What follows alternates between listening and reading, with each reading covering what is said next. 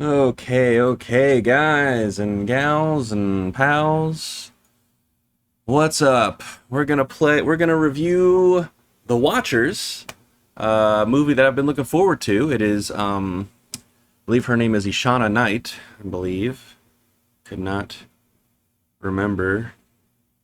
Um, Hang on a second.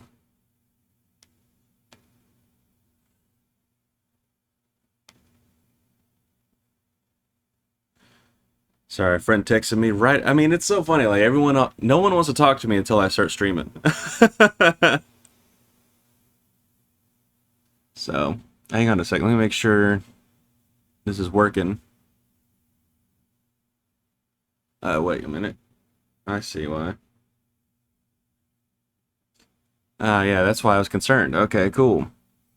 So we are gonna review The Watchers. I'm pretty excited to talk about this one. It's a movie I've been looking forward to, and we'll get into it later. But yeah, it's Ishana Shyamalan, yeah. And A.M. Shine wrote the novel. So I think the novel's pretty popular, I believe. This might be a short stream just because I'm tired.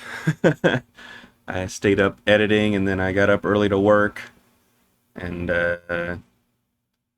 yeah. So anyway, and also because tomorrow's a long day for me as far as doing the stream and stuff. I'm not gonna work, but I am gonna do some other stuff. I'm gonna attempt to wake up early enough to get a haircut. We'll see if that works out. But I gotta make sure I get my Watchers review edited tonight so I can have it up in the morning. Okay, guys, we're gonna talk about the Watchers in a second, but before we do that, some news about Concord just came out. Actually, let me pull it up on Steam here in a sec. And I will change this from my full screen thing in a moment to so we can talk about the Concord stuff. Let's see here.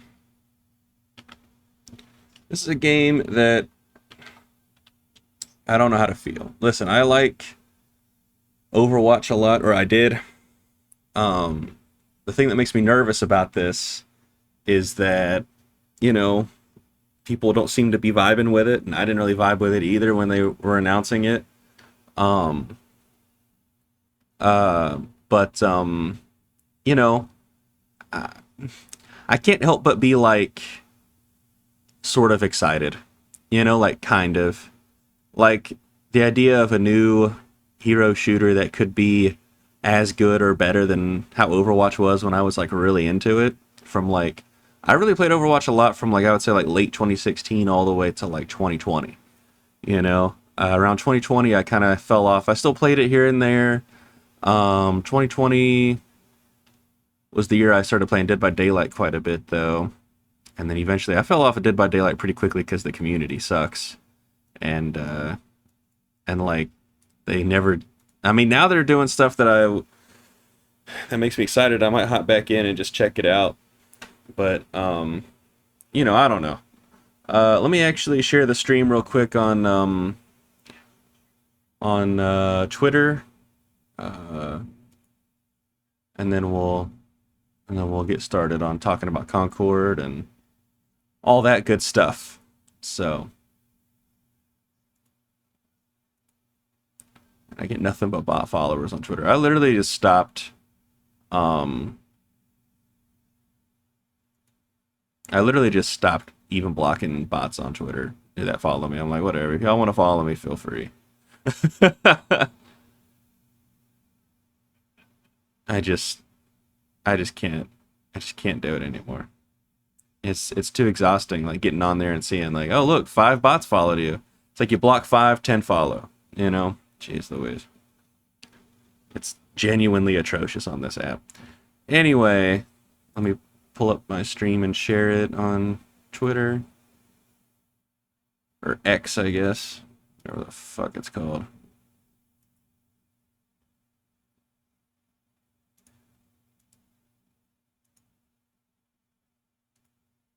Alright. Um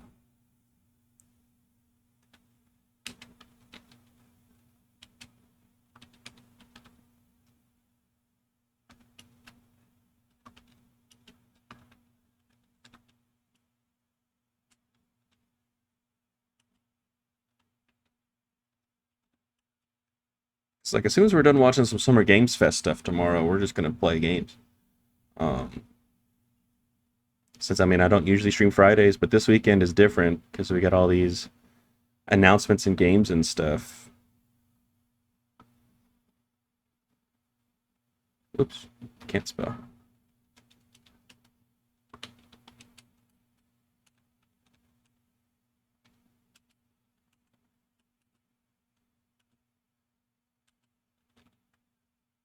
Okay. Sorry, I'm a bit low energy. um, today. I don't want to drink any coffee because I need to get up early. So I will be up all night if I drink some coffee right now. Alrighty. So let's talk about this Concord stuff. Let me switch my camera. Give me a sec. Give me one moment, y'all.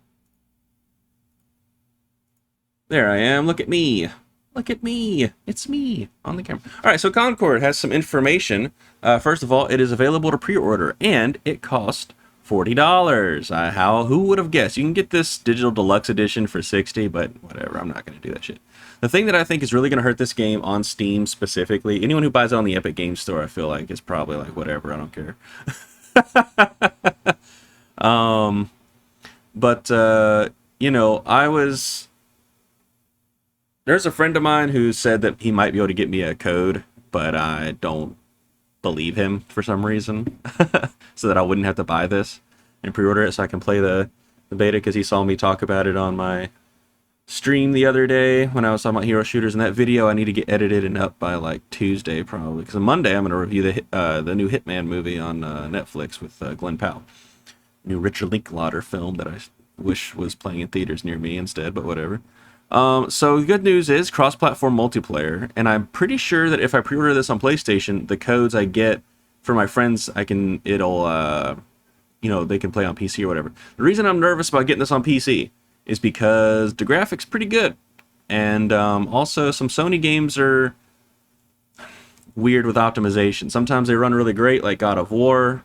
I heard that Ghost of Tsushima runs really well, and sometimes they run like booty on PC, like Returnal did it at launch. I think they fixed it, but you know, it makes me nervous. Like it's funny. I feel like I don't care. Epic, get away from me. How dare you? Oh, by the way, Midnight Suns is free on Epic this week, and I mean, I know people hate on the Epic Games Store, but I mean, they do have free games on there. So I mean, you know, it's free to make an account, and you get to own those games permanently. So, or permanent, as long as like the Epic Games thing is a thing. So anyway, yeah, so Concord's out. It says, join the crew of the North Star. Assemble your crew of free gunner space outlaws and team up with friends online on PlayStation 5 and PC in Concord. I wonder if they're going to have input choices when it comes to playing this. Now, granted, X-Defiant has that. I turned it off because I'm like, I don't care if I play with mouse and keyboard people. I actually uninstalled X-Defiant because I'm like, I can't let I just don't have the time to sit down and play that. You know what I mean? I'd rather have Multiverses be my turn my brain off game, you know, rather than X-Defiant, to be completely honest. I thought X-Defiant was good. It's definitely worth playing. It's free. Check it out. It's fun. But so, you know, it's pre-purchase stuff. Who gives a shit? You know? Oh boy, 16 character skins for characters that I don't even know if I'm going to like or not yet. This is the only thing that makes me kind of tempted to get the digital deluxe edition, is because you get 72 hours advanced access. But the problem with that is, if I play this beta that's coming out when I pre-order this, am I going to enjoy it enough to care about the 72 hours advanced access? I mean, I'm going to give this game a chance, okay? Like, straight up, we're going to play the beta on stream, and we're going to play it when it comes out. It comes out August 23rd. But my problem with the PC announcement of this, it comes out very soon. Why in the world are these system requirements TBD? That to me screams that they haven't really tested this yet, and they're just waiting to see how beta goes. Wait, is this the sequel to Horizon? Is that on PC now? I didn't know that. I have never played a Horizon game. Um, I tried playing the first one when it first came out, and I was like, I don't know. But yeah, I think this game being free to play would actually help it a lot more, especially after the negativity of the trailer. And to be real with you, if I was Sony, for the first week this game comes out, I'd make it free for everybody to try out. And then after that week, if you really liked it, then you can make the decision on whether or not to buy it. You know what I mean? But I do think $40 base price is actually fair. That's how much Helldivers 2 was. That's a live service game. I think if you're doing a live service game that's going to have a battle pass and stuff, you charge anything more than 50. Granted, there's always deluxe editions and shit for games nowadays, but you charge anything more than 50, your game's, I mean, the 40 for a live service game these days, your game's DOA. So this does give me confidence that this will be supported for a little while. I think that's what killed the Suicide Squad game. I mean, a lot of stuff killed that game, to be honest with you. But let's talk about this stuff that we're going to read the Steam page, and then we're going to read the blog post. And then there's I Googled, when I was Googling it to find the blog post that PlayStation had, I saw this funny Game Informer article. I mean, not Game, a PC Gamer article that we're going to read and look over, because I want to read that. They usually have decent articles on there. So let me see about this game. So it says, join the crew of the North Star. Assemble your crew of free gunner space outlaws and team up online with friends for thrilling 5v5 PvP modes across the galaxy in Concord. The thing that would make me instantly very excited about this game is if this said 6v6 or even 7v7, just to spice it up, right? Like, just to see how that goes. That'd be pretty fun and crazy. But 5v5, I don't know. Something about 5v5 just throws me off. I don't know if it's because, like, I have like a lot of friends who play games or what, but will they get this? It's hard to say. It requiring the PlayStation Network account. I already know that there's one friend of mine who will not play this because of that. So, and that's not good that I already know someone personally who won't play it because of that. Anyway, Concord is a new team-based first-person shooter for PS5 and PC. Where you have the power to be the game changer for your team. Handpick your personal roster of free gunners from the crew of the North Star, a group of misfits, outlaws, and adventurers working as guns for hire. Team up to take on rival crews across the spectacular worlds of the wilds of space in a range of PvP modes. Put together your crew. From powerful mystics and towering robots to skilled gunslingers and helpful healers, each free gunner of the North Star crew brings their own unique skills, personality, and abilities that cater to a wide range of playstyles. Create your own custom squads of free gunners to bring an arsenal of difficult role types to this match, or focus on your favorite characters to master their gameplay and unlock unique modifiers, cosmetics, background lore, and more. You decide when to play your characters and how you impact the match. So this whole you decide thing, you know, I already know, like, what if there's a character I really like, someone picks it? Just saying. I do think this game should be on PS4 as well. Let's be real. I think it not be on PS4 is going to hurt it quite a bit. Let's see. Adventure every match. Each match is a new adventure as you team up with friends online and take on rival free gunner crews to complete high-stakes jobs across the Concord galaxy in online PvP modes. As you play, complete daily and weekly challenges from the job board to earn progression, unlock new items for your free gunners, and learn more about the characters, worlds, and factions in the Concord galaxy with the Galactic Guide. Win or lose, every match offers rewarding progression. I don't know if I want to read the rest of this. I'm getting kind of bored here. That's why I'm doing a voice while I read it to you guys. Let's see. Modes for every mood. With an array of objective and respawn-based modes with emphasis on team play, Concord has 6 different PvP modes that let you determine the level of challenge you are looking for. Whether to unwind with a few matches or team up with friends for a more competitive experience. I thought that was going to continue. Alright, North Star Crew Stories. As your journey in Concord unfolds, so will the stories of the North Star Crew. Each week, you will be greeted by new cinematic vignettes that premiere in-game that deliver ongoing narratives that expand upon the characters and their adventures. An expanding universe. The crew of the North Star and the galaxy of Concord will grow through regular post-launch updates that introduce new free gunners, game modes, maps, and worlds, and weekly cinematic vignettes for no additional cost. Built for PS5 and PC, Concord features seamless crossplay and cross-progression between PlayStation 5 consoles and PC, allowing you to team up with friends, enjoy all of your progress and unlocked content, and access PlayStation features, like trophies in your PlayStation Friends list, regardless of what platform you play on. An account for PlayStation Network is required to play Concord, and I think that is a mistake. And also not having the system requirements is a mistake. Like, I got a mid-range PC. I honestly feel like it's as strong as a PS5. I got a 2060 Super in this baby, and like a nice processor, got 32 gigs of RAM. I feel like it should run great, you know? But I am worried that it won't. So, which I guess that's what the beta's for. I guess what we could do is we could pre-order it on PC, you know, and play the beta on PC, and then,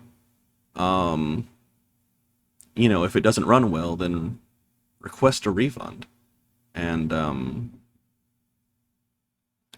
pre-order it on PS5.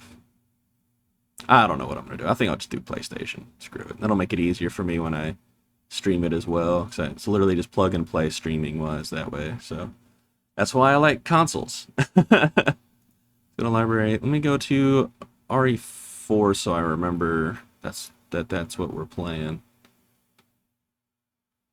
Yes, classic. Okay, so we got this post from the PlayStation blog. It says this is June 6th. This is today, posted today. Oh, it's got 14 comments. We'll see what those comments say here in a sec. It says Concord is now available to pre-order. Early access and beta detail. All right, so basically it says, I don't want to read all of this. Oh yeah, I can get early access. You got to pre-order. Let's see. Launches August 23rd. And to be honest with you, it's got a lot of stuff. You know what I mean? Like, launching with 16 playable characters is pretty good, and 12 maps.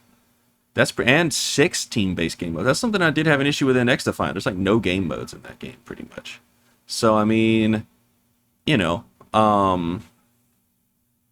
yeah, yeah, and it says like the game modes will expand shortly after launch with regular post-launch updates for all players at no additional cost. That's pretty good, you know. Let's see. I don't care about the Digital Deluxe. This Veil's Monarch pack, I don't care about that either. But the beta is what I am. So I think I will just pre-order this on PlayStation. We'll try it out. We'll play the beta for sure, and we'll play it when it comes out. It's pretty much all this is. It's just the same stuff as the Steam page, it looks like. Yeah, it says seeing Veil and the other free gunners in action and gameplay footage is one thing, but there's no substitute for experiencing the game for yourself. That's what I tell people all the time as well. But that's also that honestly, this game is doing something that I think Silent Hill 2 Remake really needs to do. I think Silent Hill 2 Remake needs to have a demo, like in September. Like I would say September 1st, drop a demo for Silent Hill 2 Remake. You know, let people see how the game feels when they're playing it with their controller, see what the mouse and keyboard support is like, so on and so forth. You know, it really needs to do that because people are like really shitting on Silent Hill 2 Remake. I'm not surprised. I think if any studio was remaking Silent Hill 2 Remake, they'd be like shitting on it. But the fact that it's Bloober Team especially. Let me see. Pre-launch beta simultaneously on PS5 and PC with cross-play support. So that's good. Yeah, so it says pre-ordering any edition of Concord will grant you 5 codes for our beta early access weekend in July, allowing you to team up with your friends on PS5 and PC and take on rival crews across the galaxy. So that's good. So yeah, I'll definitely be, I think, hopefully those codes, it doesn't matter what system my friends are on. So we'll see. But I do think the game needs to be on PS4. It just needs to be. 100%. I don't know why it's not. All right. Oh, it's so bright. Oh, Lord have mercy. You can tell how dark it is when I stream. Because, my goodness, this is... Ugh. All right. So this headline caught... I don't know if this is clickbait or whatever, but I thought this was hilarious. It says, it's hard to complain about hero shooter fatigue when Concord looks this good. If they mean graphically, yes. But so far, I haven't seen enough of the game to even have a statement like this. So we'll actually read this whole thing real quick, and then we will review the Watchers. And I don't want to shit on the person who wrote this article. I will never do that. I will never do that unless the person like deserves it. You know what I mean? And this was written by Morgan Park. I don't know who that is, but you know. Let's see. It says I was on vacation last week, so I got to experience the reveal of Sony's new multiplayer FPS like everyone else. Forgetting a state of play stream was happening, tuning in 15 minutes late, then rewinding the beginning thanks to the magic of modern live streaming. I guess. I mean, I knew it was. I don't know. Let's see. Sony only had 2 big games of its own to showcase. Yeah, slowly seems to. Yeah, that's funny. Was hooting and hollering about Astrobot. I was the only one who wanted to see more Concord. Yeah, I gotta get that. I want to see more of the game. I keep seeing variations of the same 3 reactions to Firewalk's debut game. That it's an Overwatch clone, or another Dead on Arrival's live service game, or a multiplayer game that should be single player. Right. Let's see. Let me see. The cynicism around service games is earned, but when I look at Concord, I see heroes that I don't recognize from other games. Well, that's, I don't know. Yeah, that's Guardians of the Galaxy, but intricately designed guns I want to shoot, and a format of FPS that we rarely get outside of Call of Duty these days. Let's see. It says the ex-Bungie folks at Firewalk know a thing or two about shooters. That's true. Let's see. There's a reason Concord's cosmetic mysticism and floaty characters ring a bell. Bungie's vets, yeah. Yeah. I mean, this actually makes me excited. Anytime I see Halo, anytime I see ex-Halo devs, I'm like, design director Josh Hamrick, who was also a gameplay designer on Halo Reach and both Destinies, but Halo Reach, that gives me a little more confidence. Let's see. He says Firewalk is focusing on building a strong gameplay foundation of tight core movement, tight visceral shooting, and expressive ability. See, I didn't know that he said that. So that's good to know. This is why you read articles, guys. You don't just like look at the headlines, you know. Always read articles. Sometimes you don't need to, though, because you can tell it's just a bunch of bullshit. But anyway, let's see. Concord's heroes remind me of Overwatch, but Firewalk is clearly making an arena shooter. Let's see. Let's see. Everything I saw in that gameplay trailer, circular maps, haphazard movements, 3 to 4 shot kills, suggest Concord is an arena shooter. Maybe. Once again, I don't know. It's hard to tell from that trailer, to be honest. Concord doesn't appear to be a shooter MOBA in the Overwatch style with its prolonged group fights, strict role adherence, and linear maps. We should expect something closer to Call of Duty or Destiny's Crucible. That would be cool. I would like that quite a bit. If that's the case. I was just talking about it the other day about how I miss stuff like Unreal Tournament. And I still play Halo, but, you know, I'm like probably the only one. Yeah, huge day one roster.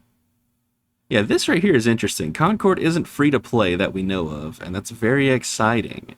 So that's odd. It says, did you notice that at no point in the Concord reveal did Sony say free to play? I had to watch it back again to make sure, but it sounds like Concord will be a rare paid multiplayer game. That's potentially great news. Paying for Concord from the jump would hopefully mean Firewalk won't be inclined to nickel and dime players with glitzy Battle Pass ads and $40 skin bundles at every turn.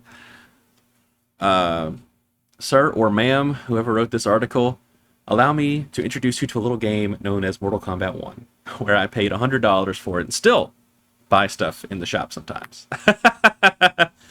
And that's a character flaw on my behalf, to be fair. But, you know. Let's see. It still baffles me that, like, games nickel and dime people. And by the way, that's not a NetherRealm thing. That's a Warner Brothers games thing. Warner Brothers is just in such a shitty place right now from its film division and its game division, and we'll talk about that a little bit when we get into the Watchers review. But yeah, anyway. Let's see. If Sony learns the right lessons from Helldivers 2, I'd love to see a few things from Concord. A price between $30 to $40. Yay, guess what? Every character unlockable at a reasonable pace for no extra money. I think every character is going to be unlockable at like unlocked at the jump. I think all 16 characters can be playable from the jump. No randomized cosmetics, a distant store tab, progression trees that never expire, battle pass. Yeah, this is something I love about Halo Infinite, by the way. You can go back and buy any battle pass from on Halo Infinite and grind and unlock the stuff in there. That's something I do really appreciate about Halo Infinite. That like I think Fortnite and Apex, especially Apex Legends, I started getting turned off because I'm like, why am I buying this? This is stupid. It goes away. Half the time I won't even unlock all the stuff. So anyway, yeah. So the fancy cinematic trailer. Let's see. Concord's week by week storytelling sounds ambitious in a bad way. All right, let me read this part real quick. Firewalk has a novel plan to tell stories within the PvP confines of Concord. Every week, Firewalk will release brief cinematic vignettes that feature ongoing narrative arcs that grow the characters' stories, relationships, and unpack the broader Concord galaxy. Sounds cool, but hard to pull off. Producing 52 cinematics a year is a big task for an ongoing game where schedules can shift. And if they're as short as 1 or 2 minutes, will fans care? I think so. I think that's actually kind of a positive thing. If they're 1 or 2 minutes, that's fine. Fortnite does that quite a bit, where they just drop cinematics all the time. Is hero shooter fatigue real? Morgan Park is a guy, so. All right. Before we dismiss Concord as a hero shooter conceived in an era that's long past, I challenge just how over hero shooters we really are. Apex Legends and Rainbow Six Siege are constantly in the top 10 most played games on Steam. Valorant has millions of players, and even Overwatch 2 still draws a crowd. It's so funny he says even Overwatch 2. I see people watch Overwatch 2 on Twitch all the time. Anytime there's like a big like gameplay thing, like a tournament or whatever the heck, like tons of people are watching that. All of these games manage to coexist without rubbing shoulders, and that's because despite sharing a character design methodology, they're entirely different flavors of FPS. Apex Legends and Overwatch 2 both have heroes who turn invisible, create bubble shields, and mark enemies through walls, but we don't consider one a clone of the other. That's the lens I'm viewing Concord through, at least for now. It's applying heroes to a flavor of shooter we don't get often, and I really want to play that beta in July to see how it shakes out. Yeah, I feel this way. I mean, I will say this, though. The difference between, like, Apex Legends, Siege, Valorant, even though that's the newest game on this list, and Overwatch 2, which is not really a sequel, it's the same game, but worse. The difference there, though, is that they've built their audiences already. This is a new game. I've noticed a lot of new multiplayer games have a really hard time building their audiences. All right. That's it for Concord. We're going to play it. That's pretty much all I got to say about it at this point. I hope it turns out okay. I really hope that they don't pull the plug on it, like, after like a month or two. Like, I heard that Suicide Squad game is pretty much like, it's like done pretty much. I'm like, it's still going to get support and stuff, but not like they planned. So all right, y'all, let's do the review for the Watchers.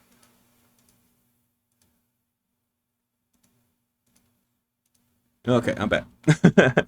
We're gonna review the Watchers, a film that I'm pretty okay, hang on.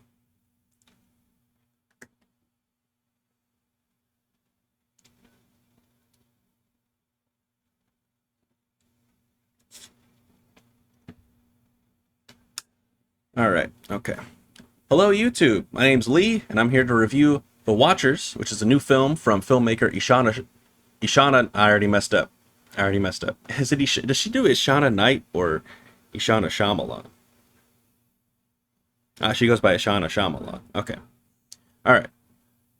Hello, YouTube. What's up? My name is Lee, and today I am here to review The Watchers, which is a new film from Ishana Shyamalan, who is M. Night Shyamalan's daughter, of course.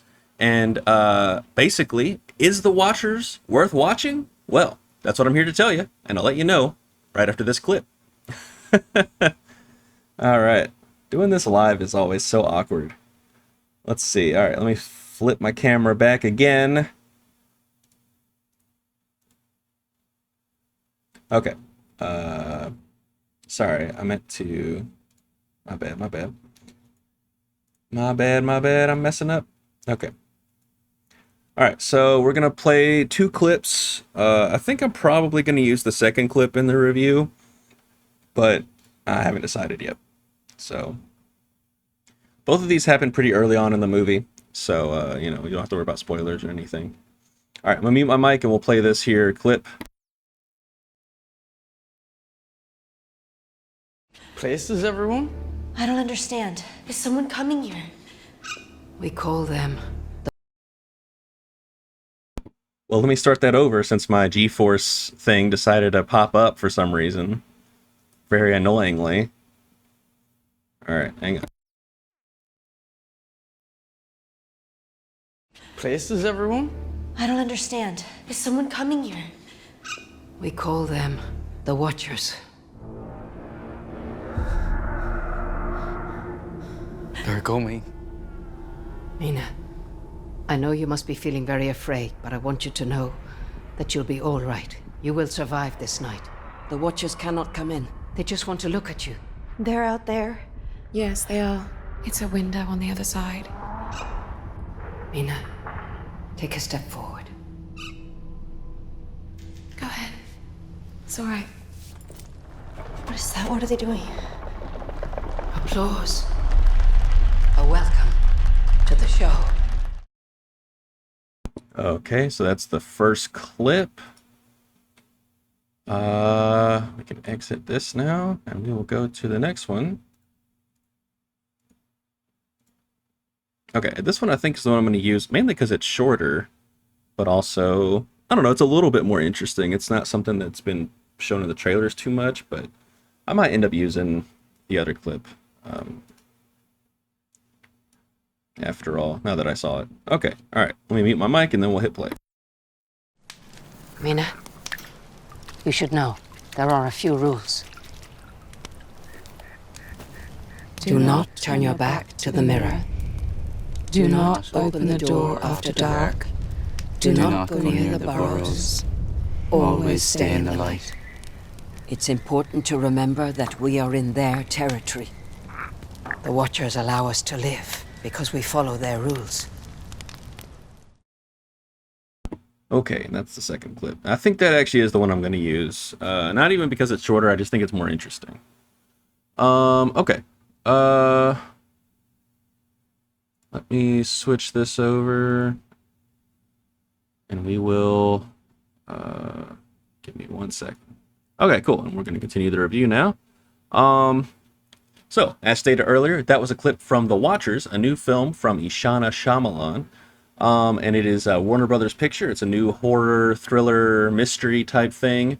And this is a film that I've really been looking forward to. And I gotta say, I really enjoyed it for at least that first hour. I think after that first hour, well, you know, I'm getting ahead of myself. Let's do the, let's read. Okay. So, as stated earlier, that was a clip from The Watchers, a new film from Ishana Shyamalan, and it stars Dakota Fanning, Georgina Campbell, Alwyn, I don't know, oh my goodness gracious. Sorry. Olwen Fowry, I should have looked up how to say her name.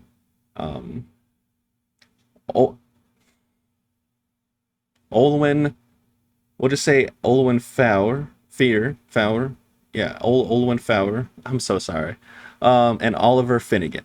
And it's based on a book from A.M. Shine. Or a novel, sorry. Yeah. So, as I was saying, this is a film that I've actually been looking forward to ever since I saw the trailer, and when I saw that it was Ishana Shyamalan directing, I got very excited as well, because I'm a big M. Night Shyamalan fan, and actually Ishana Shyamalan has worked with him as assistant director on a few things, and she also was a showrunner. What's going on with my camera? It's like everything's stuttering. Why is it stuttering? And she also, I'm pretty sure she was, she worked on The Servant as well. Let me make sure. on Apple TV. What the heck? Hang on. Good grief. IMDb, you suck. Worst app in the world, I swear. Servant. Sorry. She was worked on Servant. Wrote 10 episodes. As Ishana Night Shyamalan. Anyway, she worked on a show called Servant, where she wrote a lot of episodes and everything. And like I said, I gotta say, for the first hour of this, I was hooked. And I think Ishana Shyamalan really shows a lot of promise as a director. This is a very confident first-time directorial feature. I'm sure her work in television, as well as assistant director on her father's films, has really given her a lot of experience. Plus, I mean, when you're M. Night Shyamalan's daughter, some of that's got to rub off, right? So, yeah, but that's just it. Because once after that first hour hits, the last 40 minutes of this movie, because it's only an hour and 42 minutes, I gotta say the last 42 minutes of this movie is extremely quick and rushed. And I mean, things are happening like this, bam, bam, bam, bam, bam. We're moving. To the point where like it started getting like, there's a lot of like really like out there stuff is what I'll say about this movie that happens in it. And there's just a certain pace that like I think this movie needed to have that would have had it if this movie was like 30 minutes longer. Like if it was 2 hours and 10 minutes or 2 hours and 15 minutes or something like that. Maybe even 2.5 hours. I don't know. I just think it would be a little bit better. And I do wonder, especially now that I saw that one of the reasons Mickey 17, that which is Bong Joon-ho's new film that was stars Robert Pattinson, one of the reasons it was delayed is because Warner Brothers wants to make it more accessible. I'm like, the man won a ton of Oscars for Parasite. He's supposed to be allowed to do whatever he wants. That's how the rules work, right? Like for at least one film after you win Best Picture and Best Director, you're allowed to do whatever you want, free of charge, period, whatever. You know what I mean? Like, you just write that check, you say, here you go, we trust you, here's your thing. And, Ishana Shyamalan, she's a first-time director. Even though, her father is M. Night Shyamalan, I'm sure maybe she's got some pushback. I don't really know what's going on behind the scenes, but I was watching it and I was like, I don't really know if this is the film that she necessarily sat out to make entirely. I think it is in one way and isn't in another way. Now, that could just be pure. I think that's probably just speculation on my part. It's just after seeing the movie, it felt like there was something missing, and I really do think it's because, like, man, when those reveals start hitting, they're one after another. There's a lot of reveals in this movie, and a lot of stuff, and it doesn't feel like anything has enough time to really gel. It just kind of keeps going. And don't get me wrong, I like this movie. I thought it was pretty good. It's kind of crazy that we got a movie that's like this weird in theaters right now. And that's one of the reasons why I still love M. Night, and I think it's one of the reasons why I'm still excited to see anything that Ishana Shyamalan does from here on out. Because, like, yes, this is based on a book, but this movie feels very original. It's doing some stuff that like movies haven't done. This is a pretty high concept, right? And I really appreciate that. Now, I'm actually glad now that I did not read the book ahead of time, because there's a lot of surprises in this movie. A lot of surprises as to what's going on. Some of it, after a certain point, I kind of was like guessing. I'm like, I think this is what's going on. And some of it I was right, some of it I wasn't. And I really appreciated that. And there's even like some stuff with Dakota Fanning's character, and she's really the character who gets the most any kind of development. All the other characters don't really get development per se. They're just kind of, they have that one mode, and that's how they stay, And actually, let me pull this back up. Actually, the older woman who I really like, by the way, she's a great actress. She was great in Mandy, and she's great in this, and she's also great in that Texas Chainsaw Massacre movie that Netflix did. But Olwen Fjord, I think is how you say it. Olwen Fjord. She is pretty much just an exposition machine in this movie. She's there to tell everybody what's going on all the time. And, you know, there's even times when she stops it. Sometimes it doesn't even feel natural. Like they're running away from something and she just kind of stops and says like, oh, here's this thing. Let me tell you guys what this is. And, you know, there's reasons for that. Like she's it's revealed that she's a, this isn't a spoiler, by the way, because they tell you pretty early on, but her job was like, she was, to study, like certain things. And so I don't want to say what the certain things are, but she studies stuff. And that's actually why she ended up there. Right. But everyone else just kind of has a mode, right? Georgina Campbell has one mode, which is I'm waiting for my husband to get back, you know, and then Oliver Finnegan has one mode, which is I'm not handling any of this too well, pretty much. He's the one where I kind of was looking around at him and I'm like, man, you're stuck here with 3 women and this has to be difficult, right? And by the way, I would feel that way if it was the other, if Dakota Fanning was the only female character. It's just one of those things where it's like, this is an interesting, it's like you have this setup where like they're isolated, they're stuck together. It's these 4 main characters, 3 women and 1 guy. You know, I feel like there could have been some more stuff that they played with, as far as that goes, right? Even if it was inversed, you know, there's some interesting stuff you could do, right? Like some interesting dynamics and stuff.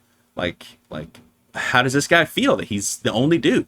You know, you know, I don't know. I just think that's a missed opportunity with this, and maybe the book explores it. I'm not really sure.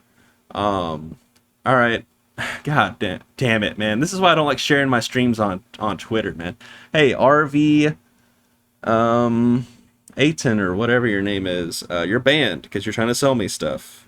See, look at this stuff, dude. I don't care where there's cheap viewer. Like, what? Stop trying to sell me things. Where was I?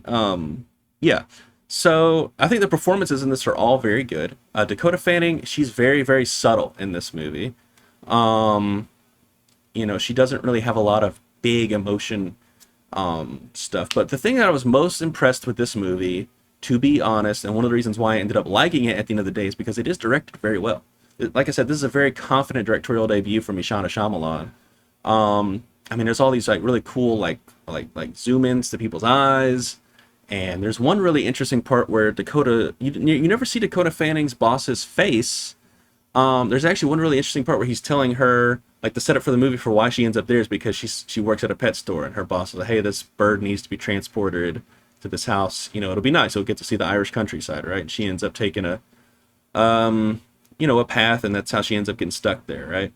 But when he's telling her this, he's behind her, and he's completely like, not only is he out of focus, but his like face is like blurry, almost to the point where he looks like a creature.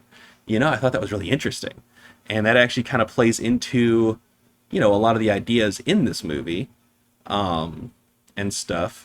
I just thought, especially with like the reveals of what was going on and stuff, and when they started explaining like what the Watchers are, I just feel like there was more that they could have done.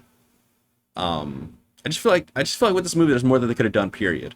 And I do think that the runtime has to do with it. It feels, I mean, this movie feels very rushed. It also has like 3 different endings, which I thought was crazy. I was like, you know, Return of the King has a lot of endings, but that movie's long and it kind of earns it because it's like the ending to a trilogy, right? This movie has a lot of endings and it's like an hour and 42 minutes and it's just like rushing. As a matter of fact, as far as like, it's not I don't want to scare anyone off by saying this. This is a movie that I also liked as well, to be honest, mainly because of like one character. It's like a robot dude or something. But the movie Mortal Engines, it kind of reminds me of that. Where like that movie, I really like it from like a visual standpoint. And I like that one, what's his name, Shrike or something. That guy stuck with me like ever since I saw that movie. I've only seen it the one time in theaters for like Christmas or whatever. But I love that dude. He was awesome. The like robot guy who used to protect the main character, but then like, I don't know, something. Anyway, it's been a while since I saw it. But with that movie, things are moving at such a brisk pace, it's hard to keep up. And with this movie, like I said, the first hour, it's like it's not slow, but it is like a build-up, and it's like paced really well. But as soon as that first hour is done, you can like feel when the movie shifts almost, and it's just like one thing after. It's like bang, bang, bang, bang, bang. And that's going to bother a lot of people. And especially with like some of the stuff in this movie and some of the stuff that's revealed, it's going to come off, it does come off as silly, you know, sometimes stupid as well, to be honest. There were people in the theater who were laughing, especially in that last, like, I would say 20-ish minutes, and, you know, that's never good. Me personally, I dug it. I kind of thought the laughter was like a little, you know, like not earned, because, you know, the movie is like well made.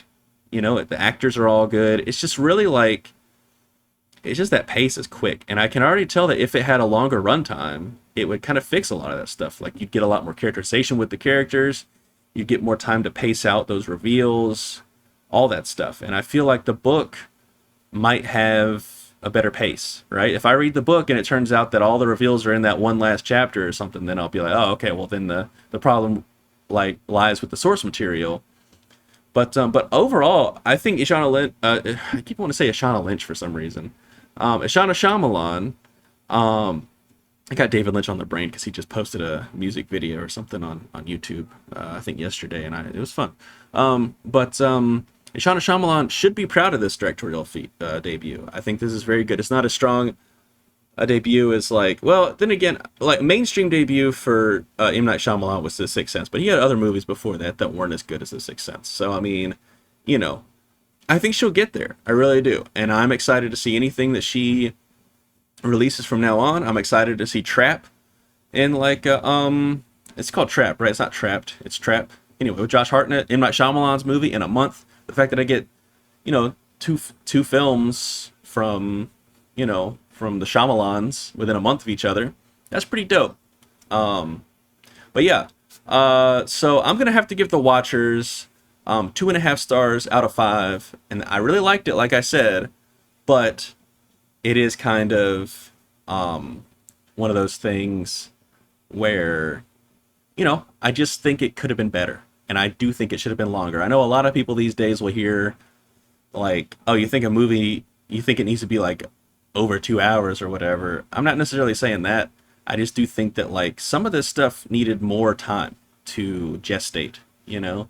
And everything, in my opinion. You know, I know a lot of people nowadays, they complain that movies are too long. I honestly disagree. Sometimes I'll watch a movie, I don't think they're long enough. And this is the case, you know. I know, you know, it's funny, for some of my friends, an hour and 42 minutes, that's a big ask. I have one friend where they pretty much groan anytime a movie is over 90 minutes, you know.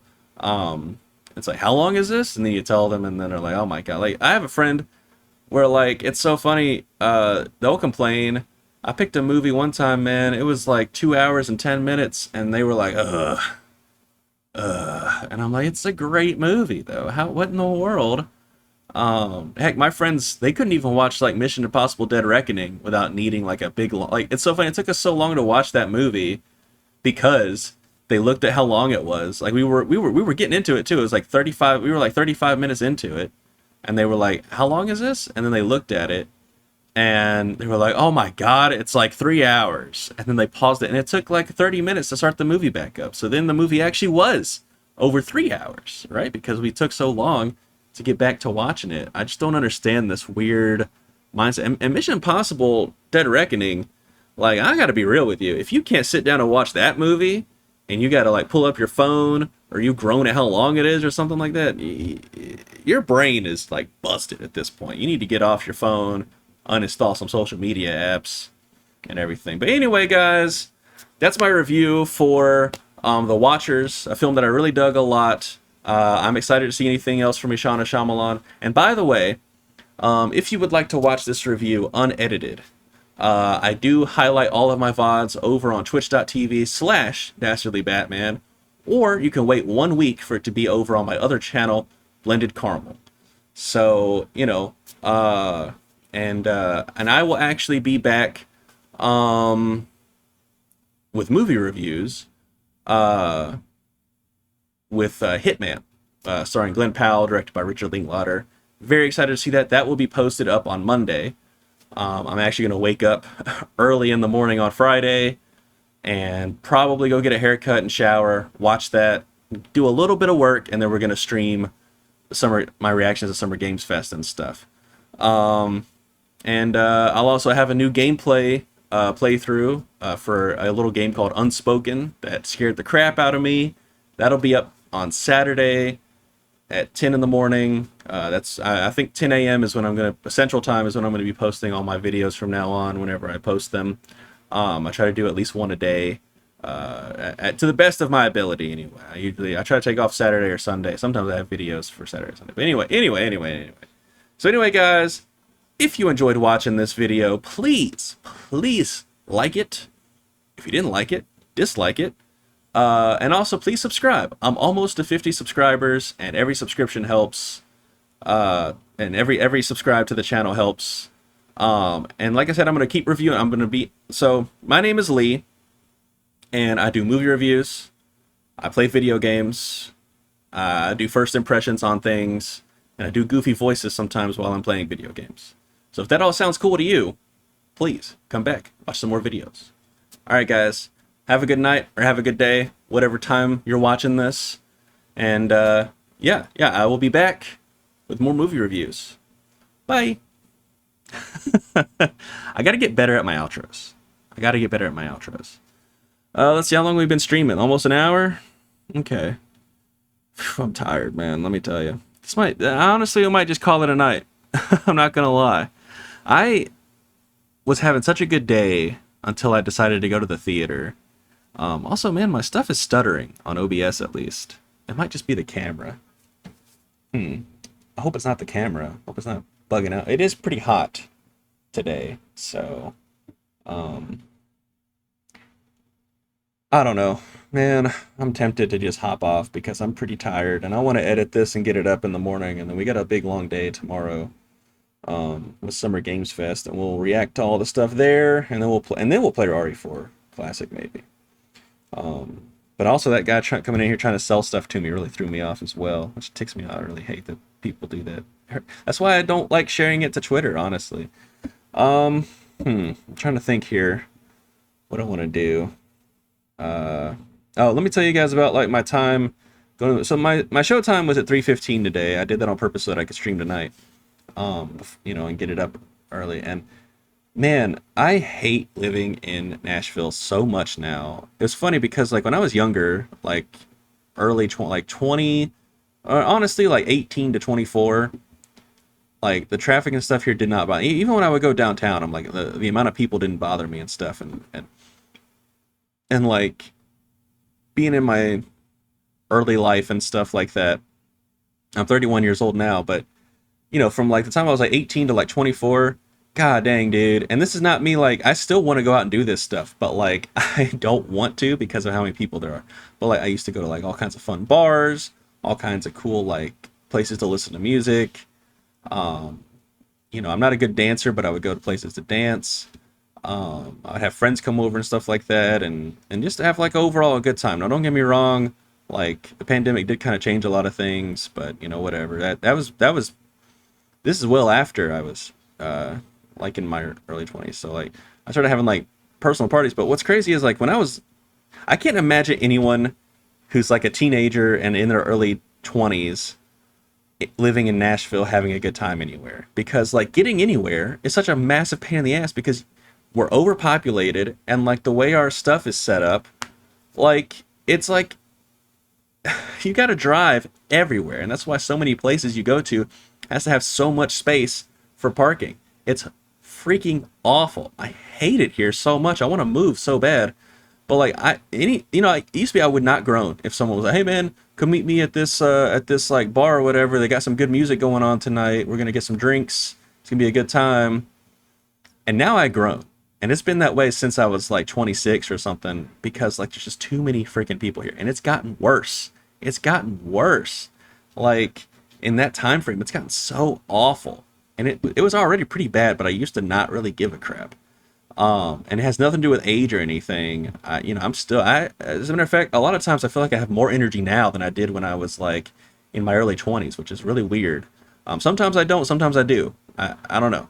I'm like ass backwards sometimes, but man, dude, like I just don't want to do shit because like because like today, for example, it's a 3:15 showtime. I did that on purpose because I was like, you know what?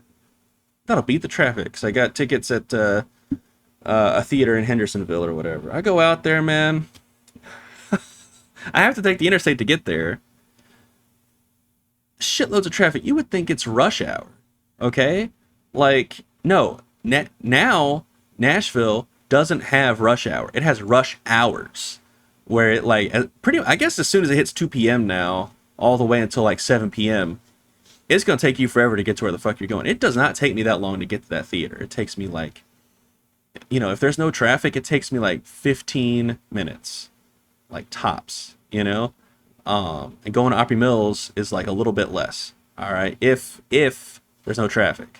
But, man, it took me, like, 35 minutes to get there. I almost, like, I was afraid I was going to miss the showing or whatever. I was like, what in the world? Luckily, I got there and the previews hadn't even started yet, right? I was like, thank you. It, like, let up a little bit once I hit my exit. But, like, man, there's too many people here. And we have, I want to move somewhere where, like, you know, it's just got decent public transportation. Like, geez Louise. That's really all I want, you know? And then I'll be more than happy to go out to bars and stuff with friends and stuff again. But, like, as it is now, man, I just don't want to do. I tell people all the time, like, I don't want to go. I just don't. Now when I hang out with my friends, we hang out at, like, their house or something, or we go see a movie. That's about it, because I don't feel like fighting all the people. And to be honest with you, a lot of people are assholes. I had an interaction just the other day with somebody who was like a real freaking prick, like, for no reason either. I didn't do nothing to this man. I'm just kind of minding my own business, and he's just a dickhead, you know. And even today at the theater, when I'm, like, waiting to, like, as I wanted to get a drink, because I was, like, a little bit tired and I was thirsty, so I talk all the time. So I'm like, you know, I need to kind of, like, wake myself up a little bit after getting off work. So, and I already had coffee for the day, and I didn't want to have, like, coffee before the movie, because then I'm, like, sitting there waiting for it to end so I can get up and move around. And I didn't want to have coffee tonight because I want to go to bed. But, man, like, yeah, man, we got to, I get there, and, like, man, there's this one person, and there's, like, only 2 cashiers. It's, like, a little bit busier than I expected it to be at the theater today, especially at that time. I think Bad Boys is actually going to perform really well. I'm not reviewing that movie for my channel, because I'm going to see it next weekend with my dad, and it'll be too late by the time I get around to it. But, you know, I am kind of excited to see. I like the Bad Boys movies. Yeah, man, I don't know. This guy, he kept changing what he wanted over and over again at the concession stand. He just kept changing it over and over again. And, like, there was like, the other side had, like, it was like 2 families lined up. And then this guy was over here, and he just kept changing what he wanted. Well, and to the point where I thought he was messing around. You know what I mean? And I'm like, what in the world? This is easy, dude. You get popcorn and a drink, or candy, or maybe a hot dog and nachos. Those are your fucking options, man. What are you doing? Like, he just kept changing it. Kept changing the size of what he wanted. But I felt so bad for the theater worker. Man, she looked so freaking frustrated. She's like, oh my God, please, just decide what you want. Or, like, step to the side and let me get someone else so we can get the line to move. I was like, what is this guy doing? I'm trying to see my movie. You know, don't get me wrong. Like, be indecisive all you want, but don't. You're there already at the you should have decided by then. You know what I mean? Like, you had time to decide. What are you doing, man? He's just acting like he's got all the time in the world, like ain't nobody lined up behind him. And then what's hilarious, he, like, gets his stuff, and then, like, he, like, looks back and he's like, I don't know. I don't remember exactly what it was, but he just looked pissed. And I'm like, you have no right to be pissed.